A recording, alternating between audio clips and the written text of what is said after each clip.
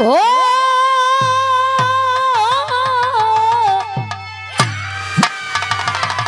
ओ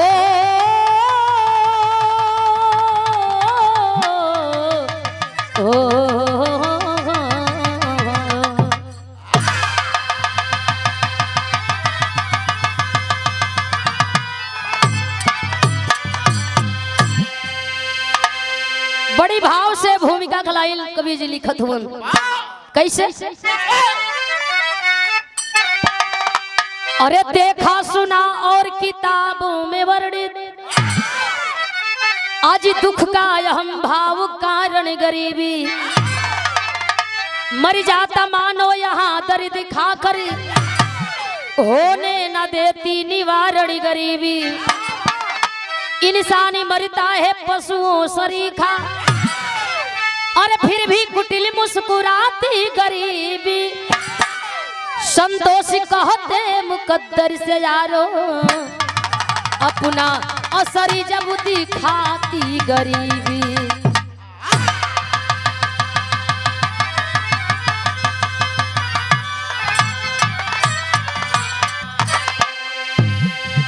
संतोष कहते मुकद्दर से यारो अपना असर जब दिखाती गरीबी।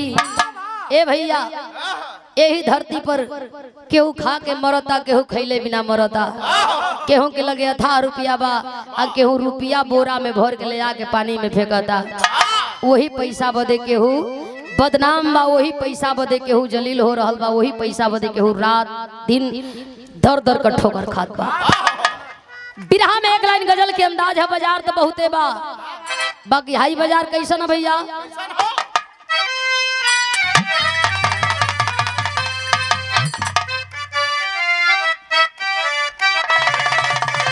अरे जहाँ आदमी बिकाला आदमी बिक जाओ लेकिन आदमी का ईमान जब बिकेला ओ।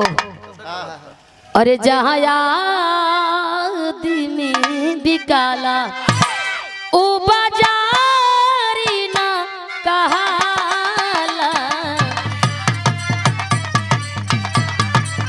अरे ओ बाजारी ना कहाला हो।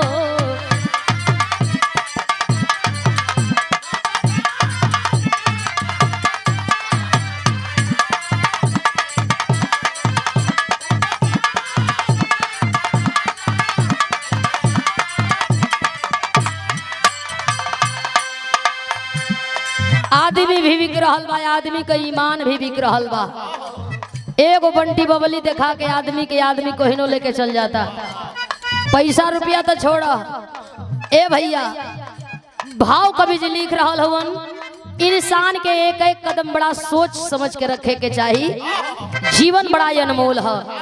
कैसे? अरे चलना संभल संभल के, चलना संभल संभल के, जीवन का क्या ठिकाना हो। अरे जीवन का क्या ठिकाना।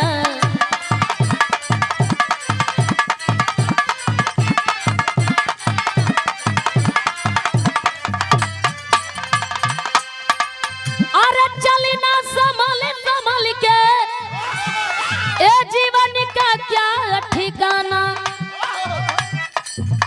जिसकी कोई ना मंजिल, अरे जिसकी कोई ना मंजिल, उसी राह पे न जाना हो। उसी राह पे न जाना।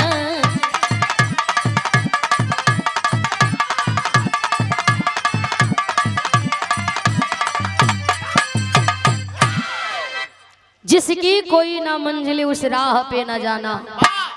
जवन रास्ता नहीं देखल गई बा वो रास्ते पर ना चले के चाहिए। हर कदम बड़ा सोच के रखे के चाहिए। केहू नहीं के जाना ठोकर लाग जाई, मुँहे भरे आदमी गिरी मर जाई। ए भैया ई कहानी कहाँ का बा? कहानी का शुरुआत कवि जी कैलन है 4 लाइन सार के माध्यम से।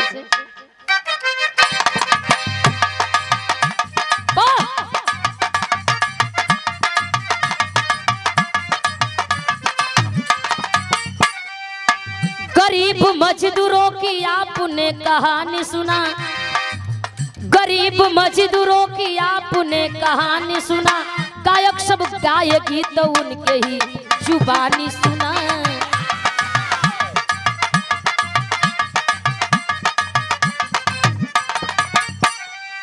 सत्य घटना जिला जलवन की सुनाती हूँ, 2022 में घटी है मैं बताती हूँ।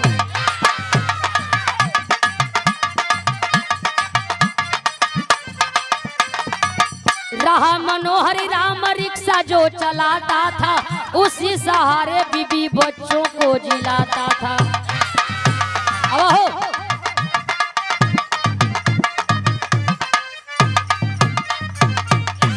कहानी के एक बार समझ लिहल जाओ। झीला झलो निर्मल पट्टी गांव का रहे वाला राम मनोहर का परिवार के बीच के कहानी बे हो भैया। गरीबी से एकदम तंग आ गई हो राम मनोहर, लेकर के रिक्शा दिन भर शहर में चलावो, शाम का बेरा खाए का खर्ची घरे लेके आवो। एक बेला का रोटी मिले, दूसरी बेला उपास करे का होके।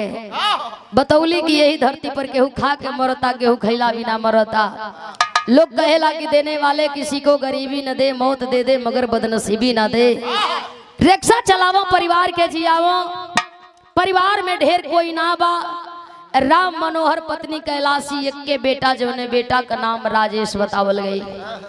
एक दिन कैलाशी अपने सैया के समझावतिया, कहिया ले रिक्शा चलावल जाई, कहिया ले रिक्शा चला के हमना का गुजारा कइल जाई, कोनो दूसर काम धंधा कर लेती, ताकि हमना के संगे संगे हाई एगो बेटा का जीवन संवर जाई। लेके रिक्शा चलल हुआ राम मनोहर, रिक्शा चलावे आ कैलाशी घरवा का सफाई करे लगल। कहल जला कि समय बलवान होला हो भैया, समय बोलेला सब बोलेला, समय ना बोलेला केहू ना बोलेला। गीत लगल है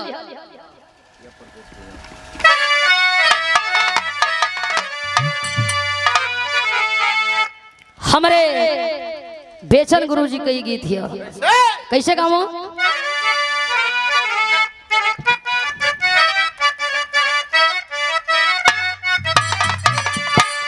अरे पिया परदेश गईले, एक नोट और लगा कि पिया परदेश गईले, तारी लागे तो पिया में।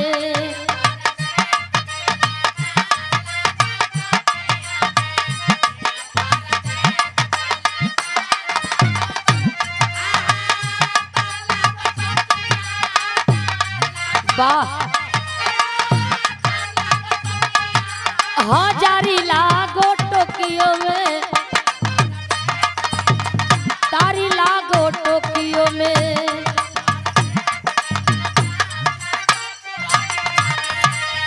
घरवा में कैलाशी समय के कोसत बा, अपना किस्मत के कोसत बा।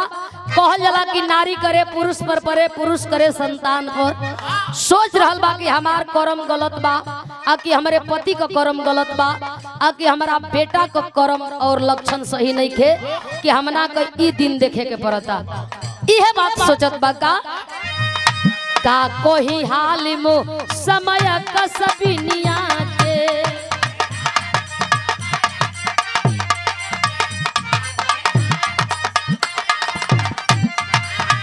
का कोई हाल मो समय का सबिनिया के।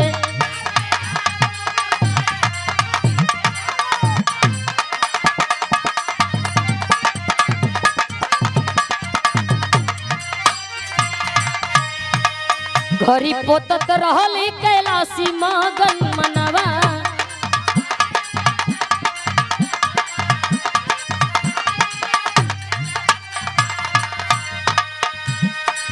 डोसले बसाप तड़पे गोरी का परनवा।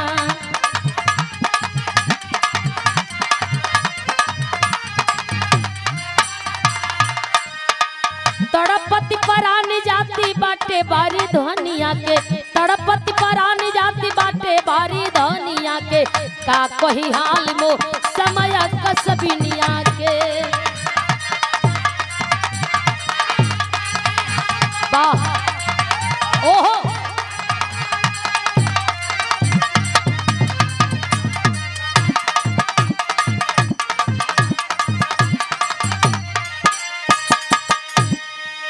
घर का सफाई कर रहल बा कैलाशी।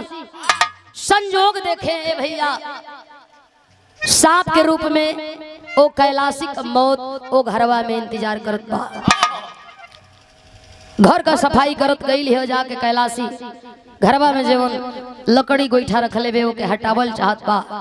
बैठल सांप डंक मरलह कैलाशी का अंगुरी में डस लेहलस। रो रहल बा कैलाशी जोर से अपना हाथ के अंगुरी के दबौले बाहरवा आई लाख में आंसू। बेटा मासूम बेटा 5 साल का वह लड़का राजेश माई से सवाल करत बा।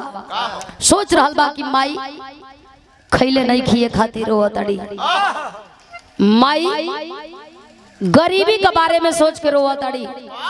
पूछ रहल बा माई काहे रोवत अड़ू, हमरा दिन दशा पर रोवत अड़ू कि अपना दिन दशा पर रोवत अड़ू। राजेश माई से पूछत बा, माई रोवत बा। बेटा के अपना गोदी में भर के माई लागल फफक के रोवे। का बताई राजेश कहे माई काहे ना बतैबू, यही खातिर रोवत अड़ू कि हमना के गरीब बानी जा। एक बेला का रोटी जुड़ेला एक बेला हम अनुपास करीला। कैलाशी मुड़ी हिला रहल बे। नारे बेटा रोवत एक खाती बानी कि जब समय बाउर होला तो माथे ले समय से लड़े के होला। हमारा अंगुरिया में सांप काट लेहलस। जाके हूँ के बोला के लेके आवो, कोई मिल जाई, खाली हमके लोग हॉस्पिटल तक पहुंचा दिहन, हमारी इलाज होई बच जाई। आ नहीं हो न हो के आज ले ये हमार माई बेटा के नाता बा। राजेश रो रहल बा। रो करके माई के आंख के आंसू पोंछ रहल बा। मत ऐसन बोलो, ऐसन मत कहो, ई माई बेटा के नाता ना खत्म होई। हम जात बानी बोला के केहू के लेके आवत बानी। गौवा में गईल हो भैया मासूम बेटवा राजेश जे ही मिले हाथ जोड़े रोवे। माई के सांप कटले बा बाबू हइये नहीं खन, माई के हॉस्पिटल लेके जाए के बा। माई कह लेबे केहू तैयार नहीं खे होत। कहल जला कि बनला के सार बहन ओही जगतिया में कोई न अपना, हाड़ी में जूस खवैया के कमी ना हो तो लोग सलाम ठोकिया। आ नहीं खे तो कगरी काट के लोग निकल जाई हन, तुहार परछाई ना करी हन। घरवा राजेश गईल। माई पूछ रहल बे के आवता बेटा, कैसे कहला हो कि हमरा के लेके हॉस्पिटल जाई। राजेश रोवे कहे माई केहू ना लेके जाई, हमना का दिन खराब बा, समय बाउर ना, केहू के पास टाइम नहीं खे। रो रहल बा कैलाशी। बस समझ गईली ई कुल गरीबी के नतीजा बा। लोग सोच रहल बा हॉस्पिटल लेके जाई जाई, पैसा लगावल जाई, पैसा ना मिली, यही से लोग बहाना करता। खैर छोड़ा, जाए अपना बाबू के बुला के लेके आवा। राजेश पूछ रहल बा माई से, माई बता रहल बा, राजेश के भेज रहल बा। गीत के भाव बदल गई।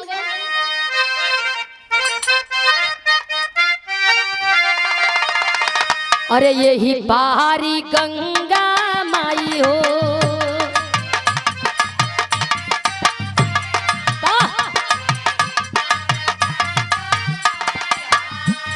ओही पारी जमुना हो,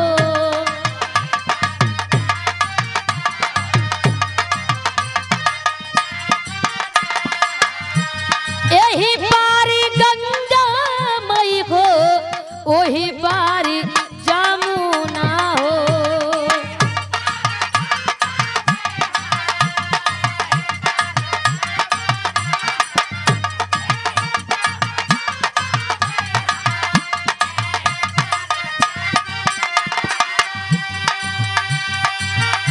बिचवे में हिलो रवा सरजू मैया मारे हो, बिचवे में हिलो रवा सरजू मैया मारे हो।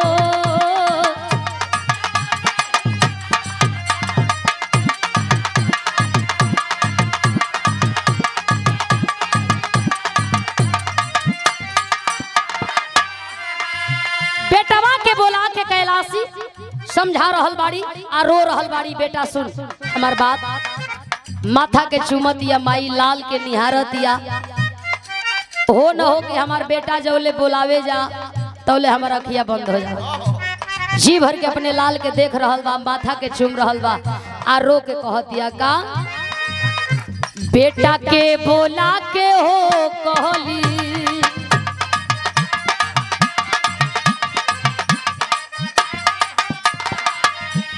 गरवा लगा के हो कहली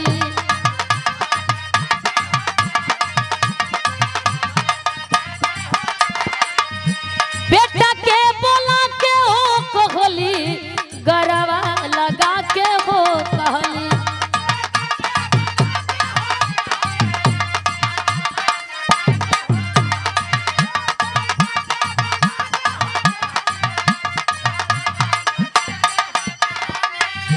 बाबू के बोलावा न हमरो जनवा जाला हो बाबू के बोलावा न हमरो जनवा जाला हो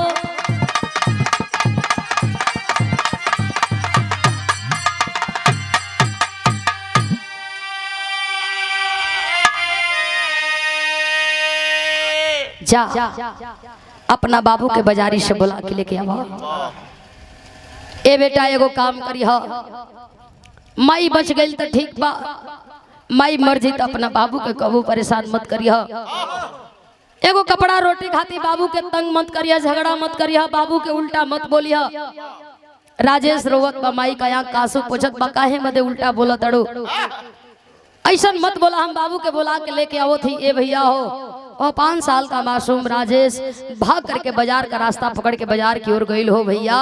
लोगन से पूछत जात बा, रोवत बा, माई का भी याद आ रहा बा कि माई के हमरा सांप कटले बा। जे भी मिलता पूछता कि हमरा बाबूजी के केहू देखल का। पहले बाजार होके बजरुहा चिन्हा जा, अब बजरुहा भी बुझा तक कि हितई से आवत हो। चिन्हल बड़ा मुश्किल हो गई। पैदल लोग जा बतियावत लोग आवे, कितना प्रेम रहे कितना भाव रहे लोगन में, मैं भाव खत्म हो गई। रोवत गईल बजरिया में हो भैया। या जब बाजार में राजेश रोवत गईल ह पहुंचल ह, देखत बाकी कुछ लोग बटुराइल हवन, आपस में लोग बतियावत रन। ई ना होखे के चाहिए, एंग केहू के संगे ना होखे के चाहिए। भगवान ठीक नहीं खन कैले। राजेश वो भेड़िया की लगवा पहुंचल। आ जब भेड़िया की लगवा पहुंचल ह तो देखत का बा दौड़ली बाजारी हो जबकि चहलल बा सुगानावा।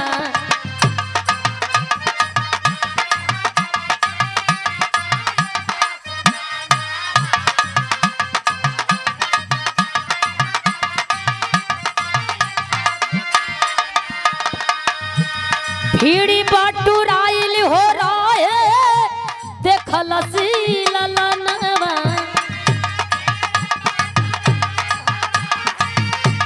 देखलसी ललनवा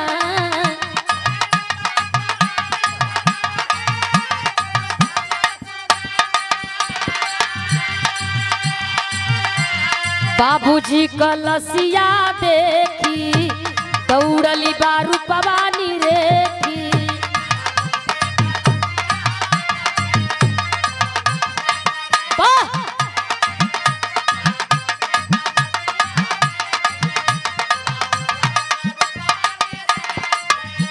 बाबूजी कलसिया हो देखी दौड़ली बारू पवानी रेखी।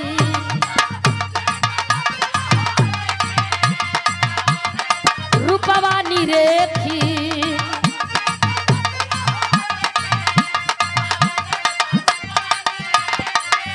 आइल बा भवनवा हमरो जनवा जाला हो। आइल बा भवनवा हमरो जनवा जाला।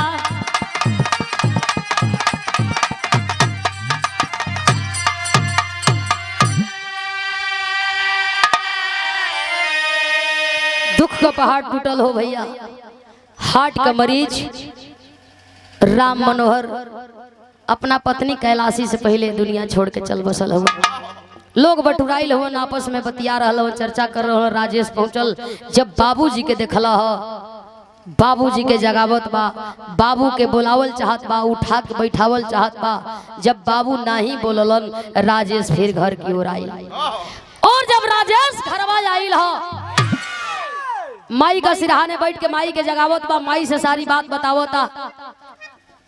माई बाबू तारा ले पहले दुनिया के छोड़ के चल बसल बड़न। बाबू गरीबी से तंग आ गई रहलन, हमरा के कमा के खियावत खियावत परेशान हो गई रहलन। बाबू ये दुनिया में नहीं बड़न, अब के हम बुला के लेके आई, के तो के हॉस्पिटल लेके जाई। सिरहानवा बैठ के राजेश रोवत बा, हो भैया लोग आवे गौवा में का लोग देखे चल जा, जे जावे देखे या देख के चल जा। केहू ही ना कहे कि लेके कैलाशी के केहू हॉस्पिटल चले। जितना लोग हुवन हाय हाय कह के केहू अपना घरे दुआरे जात बा, केहू रास्ता में फर के खड़ा होके बतियावत बा। और वही में दो चार लोग मिल करके आपस में सामंजस्य कैलन, राम मनोहर का कम से कम घरवा पहुंचा दिया जाओ। कोई रिक्शा पर राम मनोहर के लोग लाद के अल्ले के राम मनोहर के घरवा की नजदीकी अइलन। और जब घरवा के नजदीकी अइलन हो भैया, एक तरफ माई खटिया पर, माई का शरीर पूरी तरह से नीला हो रहल बे, मुंह से झांग आ रहल बा, अखिया माई का बंद हो रहल बा। आ एक तरफ राम मनोहर के लेके रिक्शा पर लोग आवता। राजेश कब बाबू के ताकता आ कबो खटिया पर सुतल माई के ताकता आ रोवता, रो के एगो बात कहता का,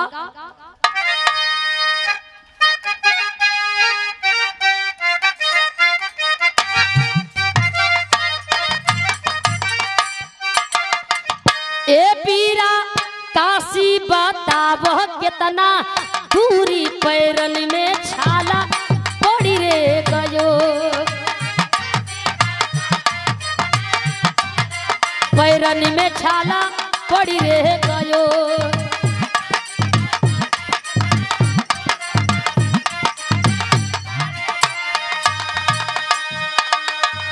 लोगवा लेके आवे बाबूजी का लाशी, करे जा कुह के माई के बिना।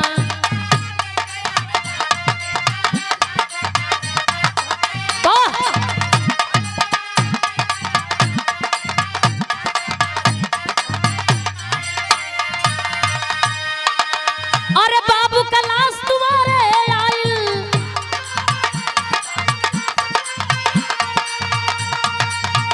ए हमार जन्नत गईली माई।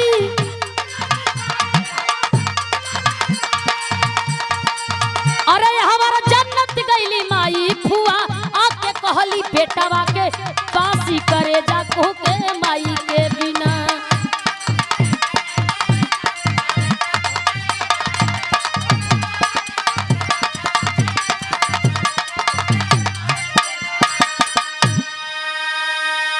जितना हितनाथ बाड़न संदेशा गई, राजेश का बुआ फुफा अइलन ह और बाकी हितनाथ अइलन ह। सब रोवत बा, सब हाय हाय करत बा, लोग भगवान के कोसत बा कि ऐसनो होला का। हाई मासूम बेटा का दोष रहल, माई बाबू का प्यार एक कबर छीन लेहला। सवेर का बेला हो भैया, चिता सजा करके लोग लेके चलल होन घाट पर। राम मनोहर और कैलाशी का अंतिम दाह कैला के बाद लोग घरवा अइलन। 13 दिन का बाद 13 राजेश का बुआ फूफा मिल के कैलन। आपस में राजेश का बुआ फूफा बात कर रहल हवन, अब राजेश कहाँ जाई, केकरा घरे जाई, केकरा दुआरे जाई। राजेश का बुआ राजेश के फूफा के समझा रहल बा, जी मालिक हमना के बेटा नहीं खन देले, हो न हो कि राजेश का माई बाबू एक के संगे एक के दिन ई दुनिया छोड़ दिहलन। कहीं ऐसन तना न कि हमना के बेटा के रूप में ये धरती पर जन्म ले ले बा, ये हमना के बेटा बा। आपका अगर आदेश होके तो राजेश के हम लेके चले। राजेश का फूफा इनकार नहीं कैलन हो भैया, राजेश की बुआ के आदेश कैलन ह राजेश के लेके अपना घरे चलल जाई, बेटा बना के पोसल जाई, पढ़ावल लिखावल जाई, बढ़िया नौकरी धरावल जाई। एकरे संगे हमनों का बुढ़ौती का पार घाट लग जाई। घरबा पर चचरा लगाई के ताला लगा के राजेश का बुआ फूफा राजेश के लेके चलल हवन। पालन पोषण करे लगलन। दिन रात बीत रहल बा। राजेश धीरे धीरे सयान भइलन, इंटरमीडिएट परीक्षा के पास कैलन। गंगा के लोग देखत हुन, आपस में बतियावत हुन, हेती मुकी रहल, हेता बड़ा भइल, पढ़ लिख के चलाक हो गइल, होशियार हो गइल, राजनीति करत बा, बतियावत बा, बड़की बड़की बात होवे के आवता, नीक लोगन के ना लागता। ए भैया राजेश का बुआ राजेश के फुफ्फा से एक दिन में कहत बा कि सुनी राजेश हमना का बेटा हो, और माई बाबू के चाहेला कि बेटा ओकर लायक होखे, कोनो छोटी मुक्की नौकरी कोनो काम धंधा खोज देती। हमार राजेश जैतन वही जा करतन, 2 पैसा का काम जब करतन तो इनकरो मन और आगे बढ़त। ए भैया हो राजेश का फूफा राजेश के काम बदे लगलन, यहाँ वहाँ सोरस लगावे लगलन, लोगन से पूछे भैया काम होखे तो हमारे को बेटा बातनी लगा लेता। सोचा तड़न की राजेश कोनो काम करे, राजेश कभी जीवन संवर जाओ, एकरे संगे हमना का जीवन संवर जाओ। ए भैया खुशी आवे से पहले घरवा में मातम आवे वाला बा। गौवा का लोग बड़न आपस में चर्चा कर रहल हवन, बतिया रहल हवन। 2 गो 4 गो मेहरारू रोज बैठल सकार रे फलनिया, अरे हेती मुकी रहल, हेता बड़ा हो गइल, पाख जाम गइल, बियाह कर देती रे के ओकरा घरे भेज दे। अब का ये के रखले बड़ी केकरा बाती का जवाब राजेश के बुआ दे हो भैया। केहू से कहे कि हमार बेटा बा, केहू से कहे कि बेटा बना के रखले बड़ी, केकरा बात का केंगने जवाब दे। अब धीरे धीरे गौवा में एगो नया बखेड़ा खड़ा हो गई। राजेश का बुआ का एगो लड़की जमुना का नाम सुनीता बतावल गई। सुनीता भी सयान बा, राजेश भी सयान बा, ना कोनो बात मिलल। गौवा का लोग एगो नया तमाशा शुरू कैलन। आमे मर्द मेहरारू बैठे बतिया में राजेश के फूफा से कहे या मर्दे तो के कुछ लौकेला ना। गौवा में तरह तरह का बात हो रहल बा, तो के ना बुझाला। राजेश का फूफा उठस चल जास, राजेश के बुआ के हम 2-4 गो मेहरारू रोज बैठा का हो फलानी, तो के ना लौकेला। गौवा में तरह तरह का बात हो रहल बा, तारा भतीजा तारा बेटी के बारे में। ए भैया राजेश की बुआ का उ जवन शंका का कीड़ा बा रोज दिन दिमाग का बढ़ रहल बा। एक दिन वहाँ राजेश का बुआ राजेश के बैठा के समझावे, बेटा बड़ा गौवा में बादरेस फैल रहल बा, अपना घरे दुआरे चल जा, पाँख जम गई, कमा खाली हो, शादी ब्याह के बात बा, आई समय निकाल के कोनो गरीब लड़की देखब, कोनो बढ़िया लड़की देखब, तहार ब्याह शादी करा दे। अपना घरे दुआरे जा, लोग बड़ा बोली को बोली बोलत हुवन। राजेश हंस के बतिया के टारी दिहल हो, भैया मर जाइब लेकिन यहाँ से जाइब ना, तू हमके ना हटेबू और न फुफ्फा हटैहन, हम जाइब तो अपना मर्जी से जाइब। अब मेहरारू और बखेड़ा बना में देख ले, देखली ना, अब हन तो शुरुआत है। ई जाई ना, तोर नाक जौले ना कटवा ले, जौले तोर इज्जत ले ना ले, तौले तोरो आँख ना खुली। अब राजेश का बुआ का दिमाग देखो, ई दूसर प्लान सोच रहल बे। बिरहा में टेरी के भाव हो,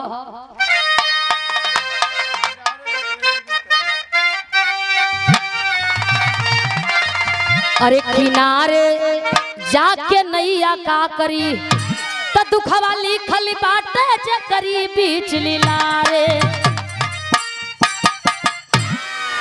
कोई लाग करे चतुराई, विधि का लेख मीठ न जाई, जेवन लिखल बा होई हो भैया। केहू कतनो जोर लगा ले, जोन होखे के बाऊ होनी हुई।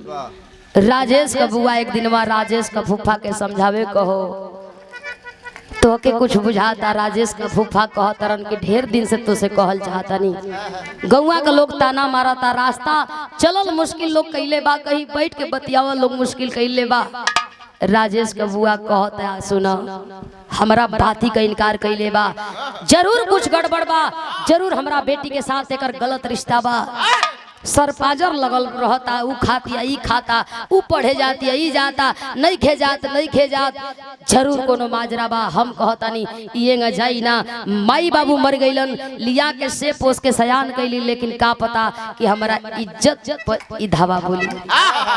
लोग कहेला कि जे के दूध पियावा उहे काटेला, आज ही काटे लाख हो गई, एक के कुछ करे के होई। एकरे पहले कि हमना का इज्जत धोआ जाओ, राजेश का फुफ्फा शाम का बेरा नशा में धुत आइल होन घरवा। राजेश का बुआ कहतिया का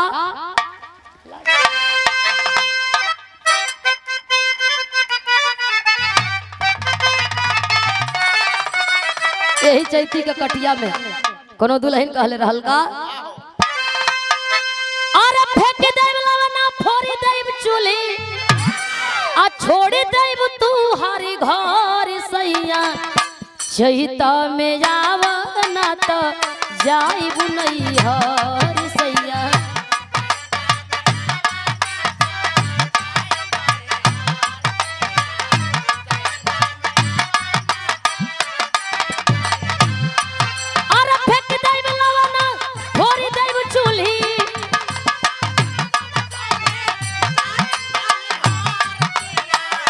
चैता में जावना तो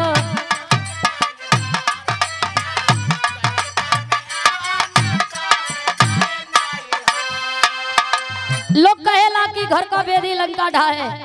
शंका समाइल रहल रावण के, लंका विनाश हो गई, लंका का वीर योद्धा मारल गईलन। ओतनो शंका ना करे के चाहिए कि बाद में फिर रोवे के पड़े। भाव का भी लिखल है का अरे यही शंका के खातिर जरली, अरे यही शंका के खातिर जरली रावण के नगरी भइले भ्राता विभीषण अपना घर से बेघर, घर से बेघर।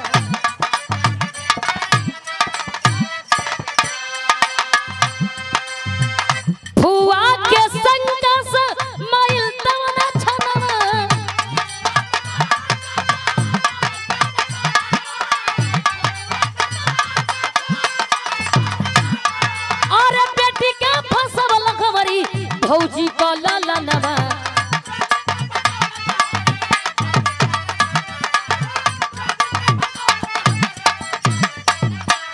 और सुना पिया राजेश के मारा, और सुना पिया राजेश के मारा देख के तू जहर भइले भ्राता विभीषण अपना घर से बेघर।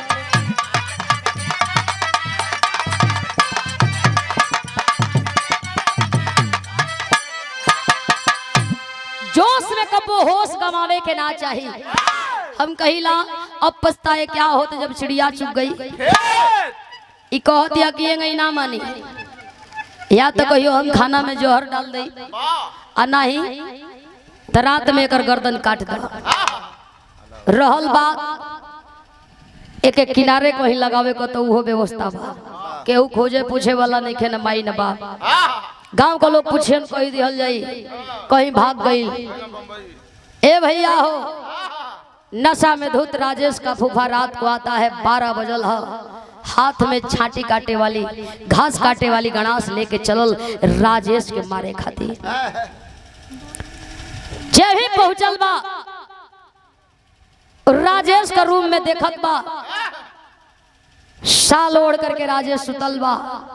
सोच रहल बा समझौली ना मानल, हमरा इज्जत से बढ़ के तोर जान नहीं खे, इज्जत बच जाई बहुत बा, लेकिन तोरे ऐसा इंसान के जिए का भी अधिकार नहीं खे। गणास हाथ में गर्दन पर गणास के चला रहल बा हो भैया, 1 बार 2 बार 4 बार बोटी बोटी लाश के कैला हो जाके आराम से सुतल। 4 बजे लेके चलब, लाश का ठिकाने लगाई। जागे वाला कोई होखे, एक दिन अगर 4 बजे जगी तो 4 बजे जगी। राजेश का नींद खुलल, आज जब राजेश का नींद खुलल 4 बजे भोर में, तो जाके अभी सुनीता के जगह बता। आज जब सुनीता के जगह हो तो देखत का बा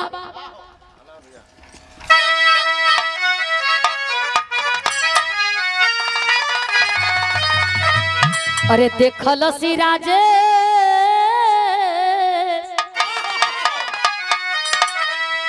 देखल सी राजेश कटल वही सुनीता कमुड़िया बाबू।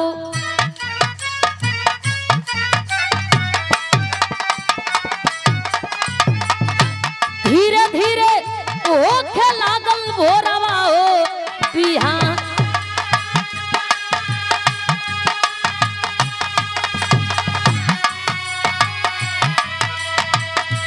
हुआ यौरी फुफा के जा गावेला रजसवा जगब।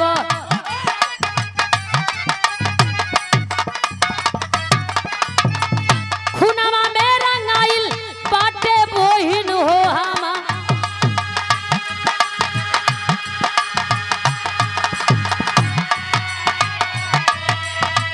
भागल दोनों प्राणी गईले थाना दरमिया नवाए पंचो।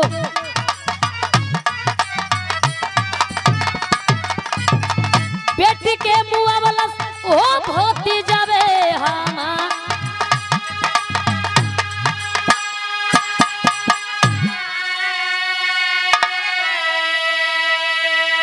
भोर का बेला 4 बजल राजेश उठ के सुनीता के जगह होता। आज जब सुनीता का साल खिंचला, साल खून से रंगाई, खटिया का नीचे खून, गर्दन अलग बा, सर धड़ अलग देख करके बुझाइल कि राजेश चौन्हा खा के गिर जाई। उठल भागल रोवत आइल, आके बुआ फुफा के जगा रहल बा। ई दोनों जब केवाड़ी खोल के दुआरी पर आके खड़ा भइल ह, राजेश के देख के दोनों सन्न हुवन। राजेश के फूफा ताकत है राजेश के बुआ की ओरी, आ बुआ ताकत बा ओकरा फूफा की ओरी। सोच रहल बा कि राजेश के जब मरली तो फिर राजेश सामने कैसन। बात के समझत देरी ना लगल, बुझ गई कि गलत से मारे के हुआ और के मार देले वाली के हुआ और के। सोच रहल बा कि कहीं नासा में तो ऐसा ना हो गई कि राजेश के मारे का जगह बेटी का ही जान ले ली हली। ऐसे पहले कि हमन फसल जाओ, ये दोनों बेटी के देखे नहीं खन जात। भागल भोर का बेला थाना पर गइलन, आ थानावा पर जाके दोनों रोवा तड़न से ये साहब तारा जेलिया में बड़ा मुजरिम बंद हुई हो साहब। हमना का जोने के बतावे आइल बानी जा। 5 साल का रहल माई बाबू मर गए, लिया के से पोस के सयान जवान कैली जा, पढ़ा लिखा के होशियार कैली जाओ साहब। गलत नजर बेटी पर पड़ल, बेटी का संगे जोर जबरदस्ती कैला हमार भतीजा। बेटी तैयार ना भइल तो बेटी का जान ले लिहलस। दरोगा जी इलन 4 सिपाही का साथ में बेकसूर राजेश के लेके गईलन, जेली में बंद कैलन। हाँ, रोज राजेश के मारे दरोगा सवाल करे, बोल दे, कबूल ले कि तू ही सुनीता का कातिल है। राजेश रोवे, एक नहीं साहब, शरीर का एक एक खून का कतरा उधेर ला, एक एक चमड़ी उधेर ला, बाकी एक ही बात कब कि सुनीता के हम नहीं खी मरले।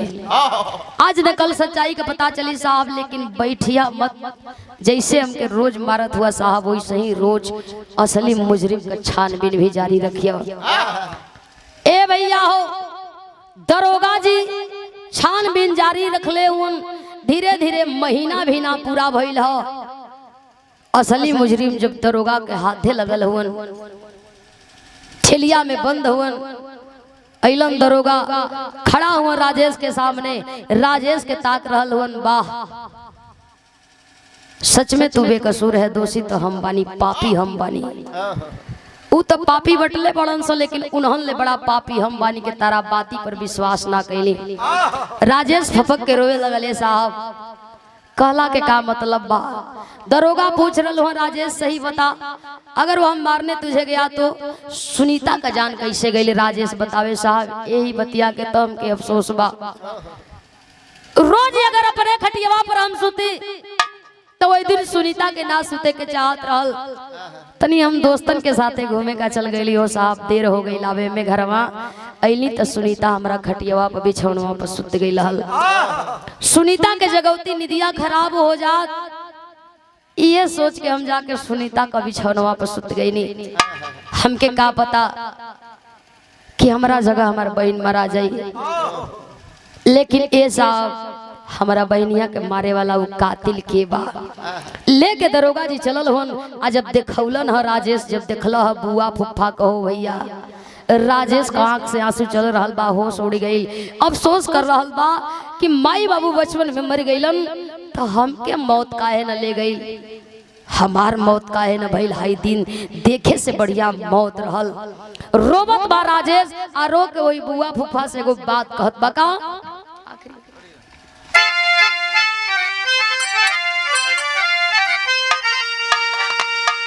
अरे खत्म कईला बेटी आपन सही के पिरावा, तब बेटा मान ले बा हमरा के बोलली बाहिरावा।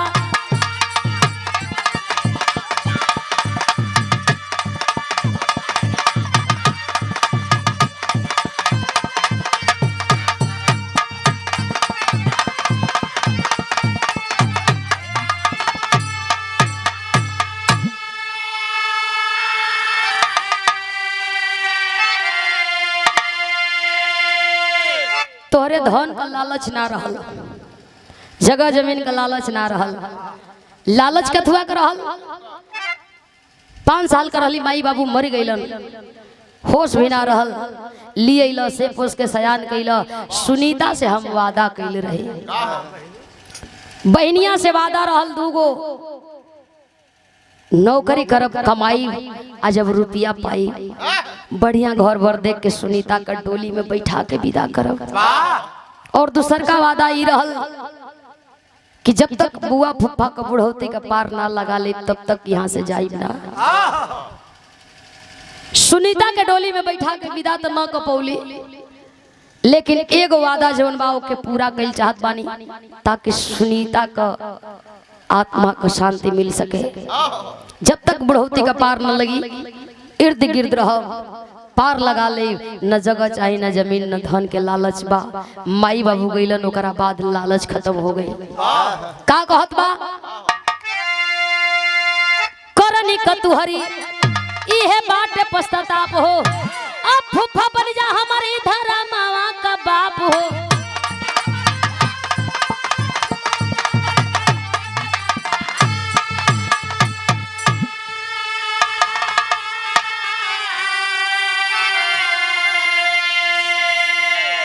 सुन करके राजेश के बाद दोनों वही जेली के अंदर रोवत हुन।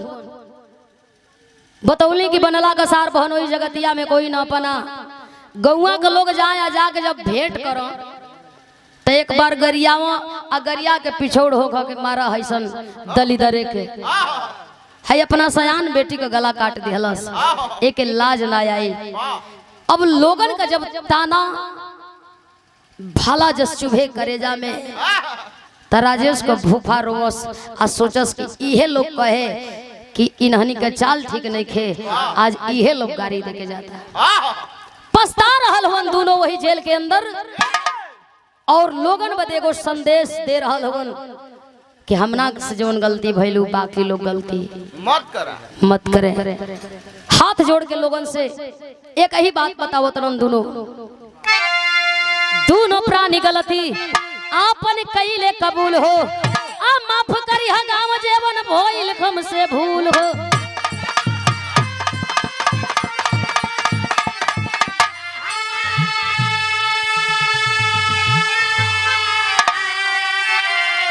अरे माफी मांगे जनता से झुका के सिरवा, तब बेटा मान ले बो हमरा के बोलली बाहिरा।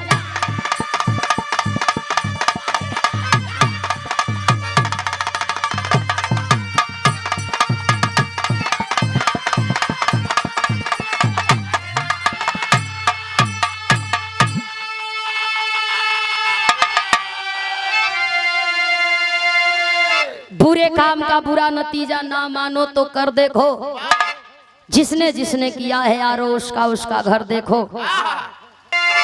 राजेश का बुआ फूफा आज भी जेल में पछता रहल हन, लेकिन पछतैला के का मतलब, काम कबो जोश में ना करे के चाहेला। केहू रहे जोश में जे आई जे होश गवावल नुकसान कलापन वो अपन नुकसान कइल, फिर बाद में यहाँ वहाँ वहाँ वहाँ फलान चिलान ढेकान तो ना होखे के चाहिए। राजेश मोह माया बिल्कुल त्याग करके माई बाप प्रेम मोहब्बत जगह जमीन सोना चांदी का होला चलल ह। आओ किनारा मठ पर बाबा के आगे हाथ जोड़ के वो बात कहता,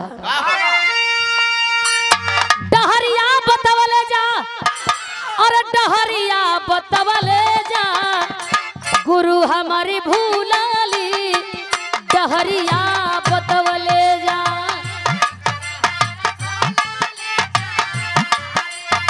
बतवले जा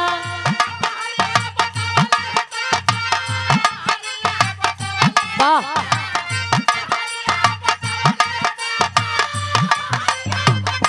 ओहो गुरु हमारी भूलली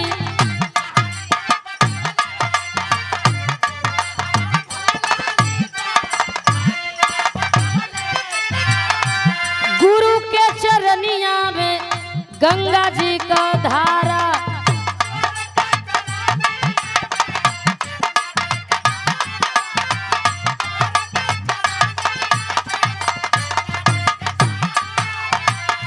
यही घोटवा से गुरु पार तू उतारा